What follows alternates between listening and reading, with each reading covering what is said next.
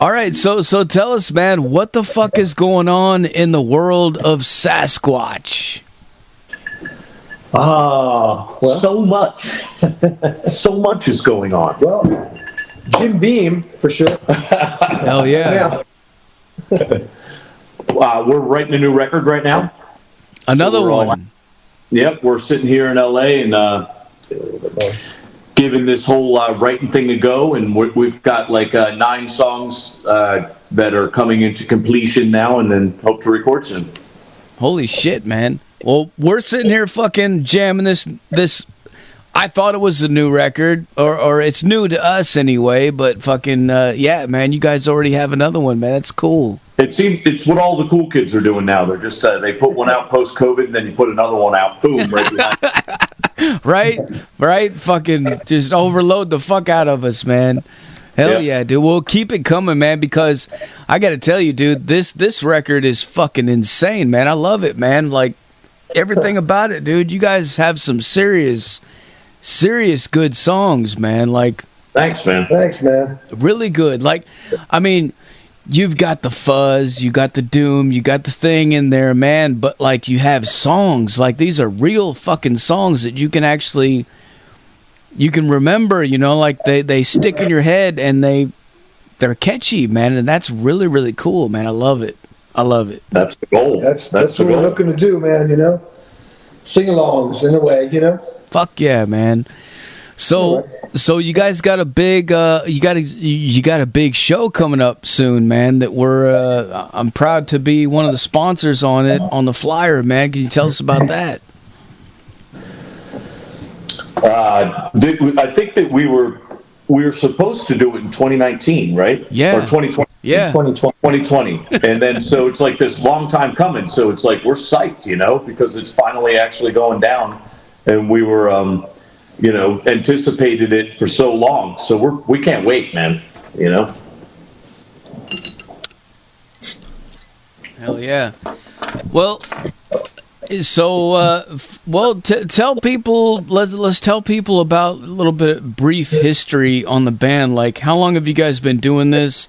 How did you get started? And what was, like, take us back in time, man. Oh, man. How far back you want to go in time? all the way, dude. You mean just the beginning of Sasquatch? It was 1902. Yeah, man. It started, I don't know, like in the late 90s in Philly, where I was, and with some other members, and then I'm just trying to get it all together in my head. Yeah, then we were just playing around Philly for a while, and then it was a thing that was like, hey, man, we really want to do it or not? And I was listening to all these bands on, like, stealing off Napster. And, like, funny enough, I was stealing Riggs' music because I didn't know him yet. Like, Cass and I were both fans of Roadsaw and Nebula and Orange Goblin, all these bands, whatever. And Queens, go on and on, Electric Wizard. And so I just really got super into stoner rock, this kind of genre. And it wasn't happening in Philly. And then I was like, hey, man, desert rock. I'll just go out there because it's happening. And then I moved out here and met a couple other people.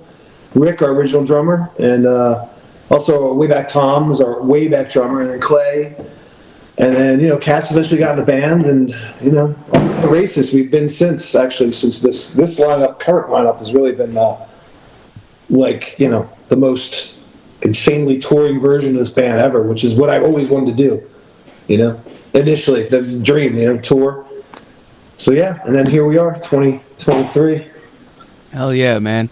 Still doing it, man. We still enjoy it and love it, How did you guys come up with the name Sasquatch? Because fucking when I announced that I was interviewing Sasquatch, people were fucking messaging me and asking me, like, are you interviewing the actual Sasquatch? And I was like, no, to the bed. Well, I don't know, man. Like, wait and see. So we used to be called Mammoth way back in the day. And then none of us realized, it's funny because I love Van Halen. I never realized, I didn't put two together that they used to be called Mammoths. And then so we were going to be called like Pterodactyl or something, because my old drummer Scott, he was all fascinated with mythological stuff. And then he just looked at me one day and he just said Sasquatch, and we're like, all right, okay.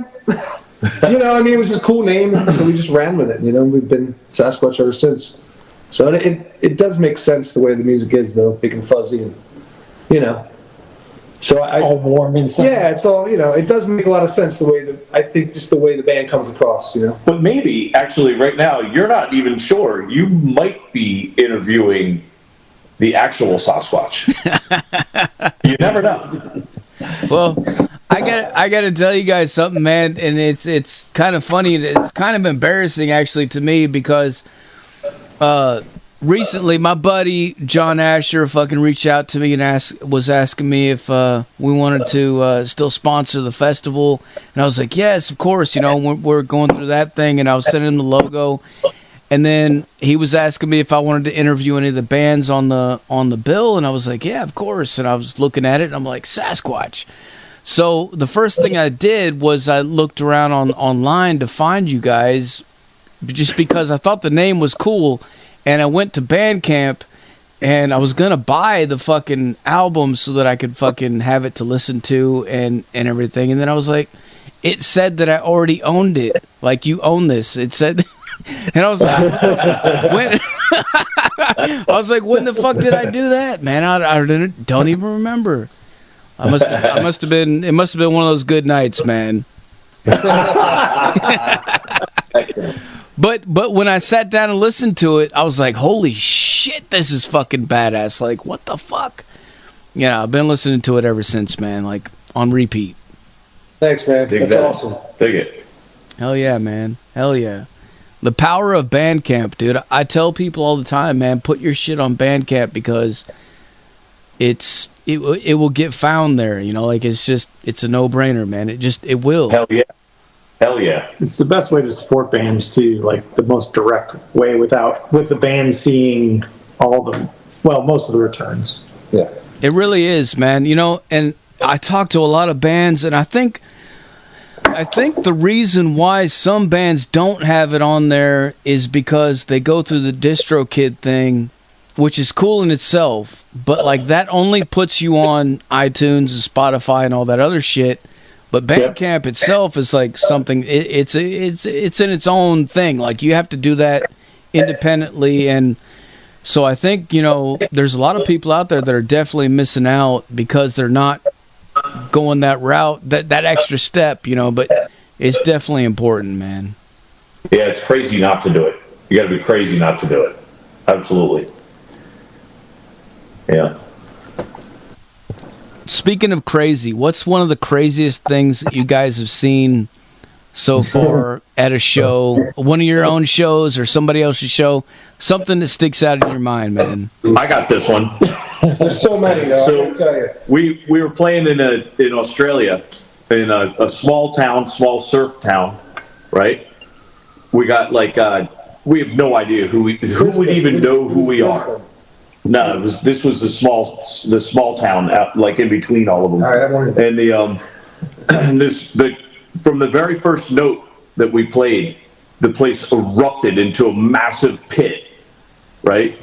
And we're not the type of band that necessarily has a mosh pit all the time, but this place was fucking going nuts.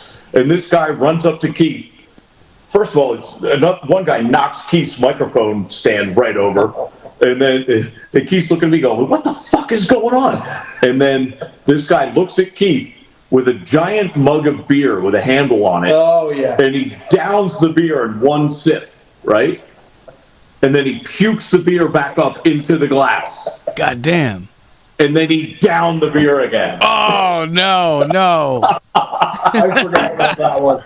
That's fucking brutal, man. That was hardcore, man. Hardcore. What did you do? What did you do after? I mean, the place was going nuts. It was hard to tell what the hell was going on. It was like like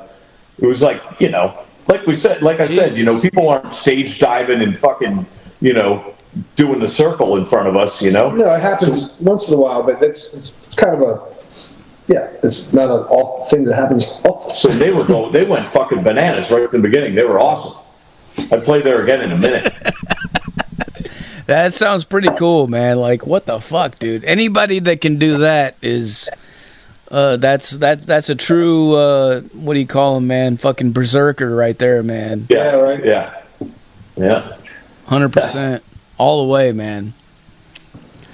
Well, I think we played another fest. Our roadie got a hand job in front of us while we were on stage. really? Yeah, in the front row. That's pretty fucking cool. South by Southwest, I think. The roadie? Yeah, we won't say He will remain nameless. Sorry. I almost blurted it out. Yeah, we were playing at like Stubbs or something, a Red Eye Fly or some shit like that. He's a fucking hand job. Like right in the front row during the show. And like he didn't even like act phased. Like he's like, yeah, you keep going. Yeah, of course, right? Yeah. I forgot about that one. At Sasquatch, we're like, true love must blossom. So, that's our motto. As long as it doesn't blossom onto my pedals.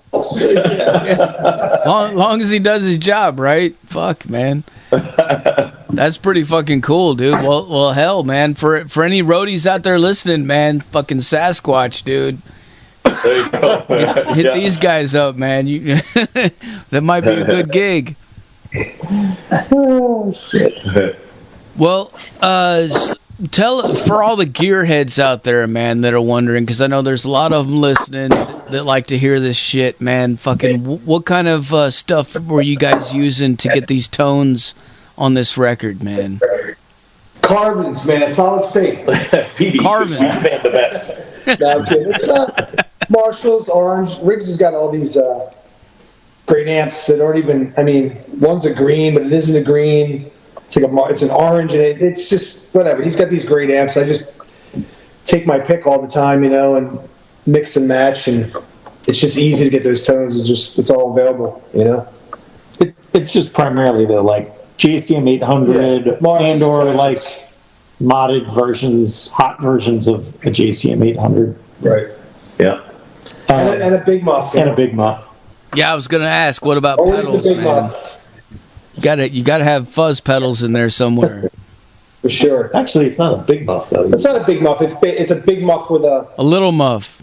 No, it's a big muff. Somebody put a big muff into a smaller casing because the big muff is just gigantic, and it's called a BMF Aries. Yeah, BMF Aries fuzz, and BMF effects, and it has one extra knob that sort of shapes the sound because it's very bassy, and I play very bass. I keep my bass on 10 and my mids on 10 and my treble on like 6 on my amp, so I'm already way ahead of the game. So I have to dial it back on the pedal to get so you can even understand the note. So, but yeah, it's pretty simple, easy one to dial in. My fat fingers getting in the frets too, that helps.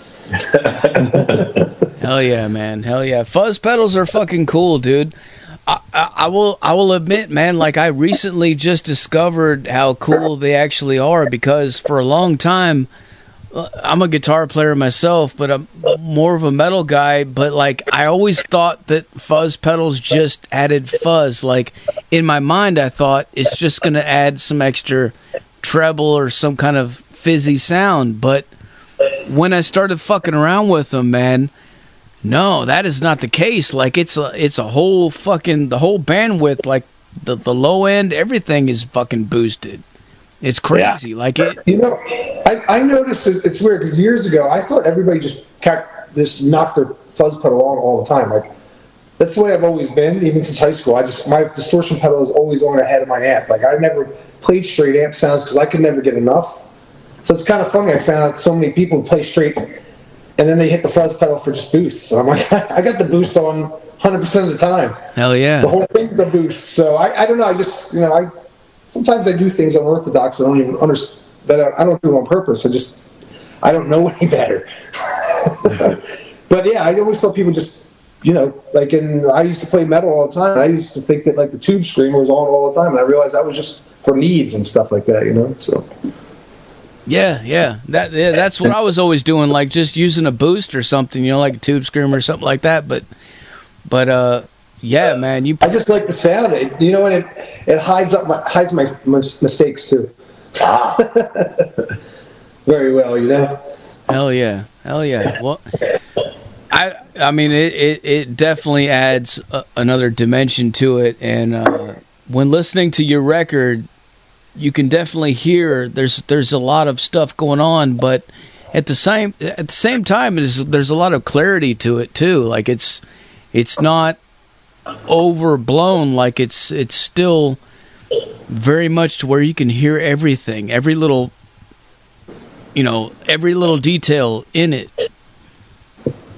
That's the plan, is to not have it be so saturated that you can't actually, groove on the tune, Has to be right on that fine line where there's definition, but it's blown out. Yeah. Oh yeah. I also wanted to ask you about the album artwork that you have on this record, man, because it's fucking awesome, dude. It's pretty rad.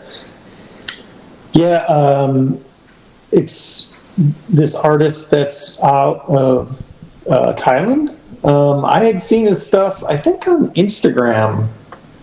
I don't know. There's some other artists. Usually, like when we're, especially for all bands, I think looking for any artwork, hitting up other artists through Instagram, because a lot of them have their own portfolios typically out there. And I don't know how I ran across this guy's portfolio, but this is something he had already drawn up, and I really like the idea of, like, once you open up the whole cover, you sort of get the gist of it. And so we came up with this concept of using, what the hell was it? The old, which record was that? Hawkwind? Right. Yeah, Space Ritual had the same sort of similar thing where it's a fold-out cover and you reveal more artwork when you open it up. And I like that sort of idea. So we stole that idea, reproduced it, because this was sort of a long landscape type poster, portrait poster that sort of lended itself to becoming a full cover. And it just happened when you folded it in half, it hid the skeleton that's underneath it. And it had a different vibe, sort of like the colors. The colors were non-orthodox, which is different. I mean, I love that record cover. I'm so proud of that thing. And it's really, just looking at it, I'm so proud of that record. Just looking at it, it's amazing. Yeah, Riggs and I had nothing to do with it. No, nothing. It's all cats. It's all cats. Yep. But he did an amazing job, man. So if you get the vinyl version, I'm guessing it folds out and you can see the whole thing. Is that correct? Oh yeah. Correct. Yeah, it's called poster almost. It's called Mother of Earth is the artwork, and so up top it's all nice and psychedelic and dreamy earth features, and then when you fold it out, you see like the underbelly of Mother Earth. Yeah, right. Exactly. It's like it's Mother Earth standing. Yeah, it's pretty cool. That is fucking cool, man. Hell yeah, dude. And that's still available on Bandcamp for anybody out there listening right now, man. Go to Bandcamp and fucking buy that shit, man. Fuck yeah. And we'll have a lot of copies at the festival, too. Yes, we're going to try to bring as much as we can up to the fest in Calgary here in a week or so. So for all of our Canadian fans that don't want to pay the ridiculous shipping costs, we'll have some there as well. Man, shipping costs are fucking out the fucking roof, dude. Like, what the fuck is going on, man? Yeah. It's insane. Yeah, there's so much stuff that I listen to that's from different countries and from all around the world, and like, I go and look at it and it's like, man, to get a record over here, it's like fucking $80. Yeah. Like, what the fuck, man? Come on. It's dumb. That's nuts. Luckily here in the States, we still have media mail, so shipping from state to state is super inexpensive yet. Yeah. For now. But yeah, outside of the country, even shipping to Canada is just it's dumb. It costs more than the product. Right. Somebody's paying $20 for a record, and then they're paying $26 to $28 for shipping just to get it to Canada. Come to the show. Get it for cheap. Come to the show. Yeah, it's pretty insane, man. But yeah, definitely go to the show and buy the fucking shit at the show from the band. Are you guys going to be at your merch table? Oh, yeah. Always at the merch table. I think Ava, our host that sort of drove us around Calgary last time, she's picking us up again. She'll be running or she'll be selling her stuff, but we'll be hanging out there. That's the way. We're always at the merch booth. We like to talk to everybody. Yeah. Hell yeah, man. That's the way to do it, dude. Yeah, man. Make a lot of good friends that way over the years, man. That's for sure. A lot of friends that that we're still good friends with after all these years. So it's such an important thing for us. I mean, or I should say, not important. It's a joy for us because, man, got a lot of good buds out of this deal. Yeah, some of my favorite memories from going to shows are actually going over to the merch table and talking to the band and getting to shake their hand and meet with them, and get stuff directly from them and know that you're handing money straight over to the band for what they did, which is fucking awesome because that's what really matters, that's and I don't want to talk about. Well, I mean, all these fucking venues lately that are fucking doing all these fucking merch cuts and shit, man, that shit is crazy, dude. Yeah. Like, I don't get it, man. Fucking. It doesn't make sense to give somebody a percentage of something they had nothing to do with. Yeah. Just because the ability to set it up in their area when you're already generating money for them anyway. It's the old thing of we don't get a cut of the bar. If they want to give us like 20% of the whole bar sales that night, we'll give them 20% of the merch sales. See how that pans out. Yeah, I was talking to another band that I know in California, as a matter of fact, and they were talking about that to play at a lot of places there, they have to pay to play like $600 to $1,000 just to play a fucking show, and then still give up 20% of their merch cut. I'm like, what the fuck? That does exist, especially in Hollywood. Yeah. We just don't do stuff like that. I mean, that's just goes against our principles. Like, yeah, we just assume not play. Yeah, because that's insane. Yeah. I think didn't the Whiskey ask us before to play? Yeah, the Whiskey. We were like, we're not selling any tickets for you. We need a fee. We did play. Hi, we're adults.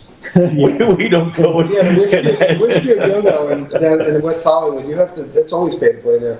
Yeah. Unless we played there before. I didn't. Well, you were. It was pre-cast and rigs, but we played there with a great band from there. I forget their name, but they were doing great way back in the day. But we didn't have to pay to play because they asked us to play. Oh, My Ruin. Right. My Ruin. They were big at the time here, and great band. And they asked us to open up for them, so we didn't have to pay to play. So we didn't get to play the Whiskey, but most bands do have to sell tickets at the Whiskey. That's the deal, because you get the honor of playing at the Whiskey. The honor, in quotes. Well, it is. I mean, the amount of great people that grace that stage, it is an honor to play there. It's a shitty place. I would never go there unless an amazing band was just playing there, but I would never. It's kind of cool. You think Hendrix and Zeppelin and the Moody, the Kinks. I mean, the Doors. The Doors. I mean, it's endless. Janis Joplin. I mean, it's just kind of cool, that same stage, Yeah, definitely. I mean, that part of it is cool, but like at the same time, it's like, man, at what end? Right. How much can you really fucking, charge these motherfuckers? That's crazy, man. Yeah. Yeah. We put on our first festival last year here in Tennessee, the Tennessee Metal Devastation Music Fest, and we fucking gave all the bands 100% merch, man. Fucking let them fucking do whatever the fuck they want to do. Just set up, fucking sell, dude. Yeah. We even did it for all the vendors, all the local fucking people that came out and everything, man. Like, and I think that was definitely I mean, it was a good move, but like it was also just fucking like being fucking cool. Like, I mean, like, why not? Like, I mean, I don't know, man. Yeah. You can sit there and try to pinch fucking pennies on everything else, but like when it comes to stuff like that, man, come on, man. Yeah. Yeah. Well, you'd be surprised. I mean, over the years, we're saying things are different for us now these days. Obviously, we've been around for a long time, and I think we deserve the fact that we deserve to not have to deal with a lot of those things at this point. But back in the day, there was some rough times. Forgive me, brother, but where in Tennessee are you again? I'm in Jackson, Tennessee. Jackson. All right. Yeah, it's halfway. Well, I'm heading to Nashville coming up later on in the spring. Nice. Yeah, They'll hang out there for a little bit. I'm halfway between Memphis and Nashville, man. It's a little small town. Right. Yeah. But nice. Beautiful down there. Yeah, hell yeah, man. I fucking love it, dude. Yep. I mean, I was gonna say, you don't sound Canadian. Canadian, what the fuck? I don't mean to be a jerk. Who told you I was Canadian? Well, because when I set up the interview with Zach, I didn't tell these guys that, like, I didn't give them any background on it because we've been doing Canadian interviews, a couple of Canadian interviews. So I was like, this guy lives in Canada. The whole interview, I've been going, that's funny. He's not from Canada. So yeah, I just got it mixed up because the last two videos, so that's kind of funny. I'm like, that's awesome.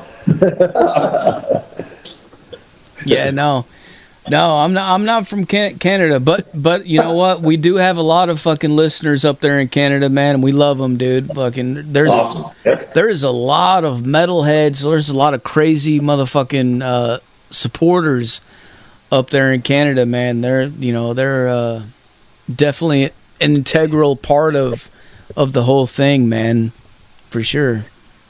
Hell yeah.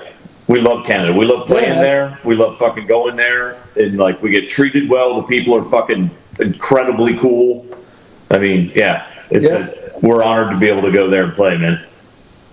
Hell yeah. Yeah, the last tour we just did last year, we had some Canadian dates because previous to last year, really Calgary was the only show that we had played as a band up there. In 2018, we did the same fest with Cam. But yeah, until last year, like, we finally got to get to Ontario and Montreal, Ottawa, cool cities, places we had never been to before. We had a day off in Montreal. It was great. Yeah. Went to I don't know, there's this great place, Ziggy's, we were just talking about earlier. Spent most of the day drinking Bloody Marys there. Left, and then came back an hour later and ended up great. Ziggy was an awesome dude. Hell yeah. That's cool. One of our listeners in the chat room, Lady Red, wants to know, have you guys ever played in Winnipeg? No. We've not made the trek sort of across Canada yet. Like, so when we've played Calgary, it's only been sort of a fly-in. And we haven't done Vancouver, we haven't done Winnipeg, we haven't made that jaunt across. Yeah. Right. I was a tour manager for Orange Goblin, and I got to do the loop from the trek across from Vancouver, Kamloops, Calgary, Edmonton, Saskatoon, and then down from there. Man, that's cool. Yeah, it's a great trek across there, man. It's great. Yeah, I mean, it's incredible. Beautiful. Orange Goblin is badass, dude. I've had them on the show before, man. Really cool dudes, man. They are solid humans. Yeah, they are. 100%, man. Funny as fuck, too. Hell yeah. Dry British humor, like you wouldn't never know. But sit on a bus with those guys for 2 minutes, you'd be on the floor rolling. Yep. Good people. So what kind of other stuff do you guys have coming up for the future, man? Like, what do you want to let people know about? So yeah, hopefully we can get this record done sooner than later. But so the Calgary thing is just a one-off for us, and then we come back and we're here for a couple months. We head over to Europe the end of July for a month or so, and then we come back here, and there's a couple festivals, Ripple Fest in Texas, again this year in September, and we're trying to figure out if we can do some touring around that, so we have some more US dates as part of that, and then we head back to the UK and Ireland in November for another 4 weeks.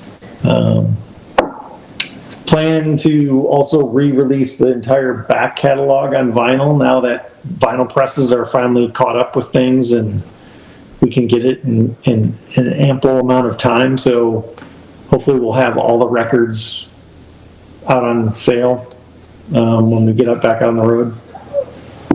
And yeah, I think that covers it for this year for now. Like I said, hopefully we'll have some more US dates coming, but trying to figure that. Trying to keep the momentum up because we've been, getting back on the horse and doing a lot of stuff. So it's nice. Cass is keeping us busy. Hell yeah. Well, definitely hit us up, man, at some point in the future, dude, because we'd love to see you guys in Tennessee, man. Yeah, man. Yeah. Yeah, the last We'd love time to come and drink your whiskey. Fuck Yes. Or your moonshine. Whatever you got, buddy. last time we were through, it was it was with Nebula, right? Yeah. 2018? Yep. Yeah. Or no, 2019. Right before 2019. COVID. Yep. Yeah. So it's been a while, man.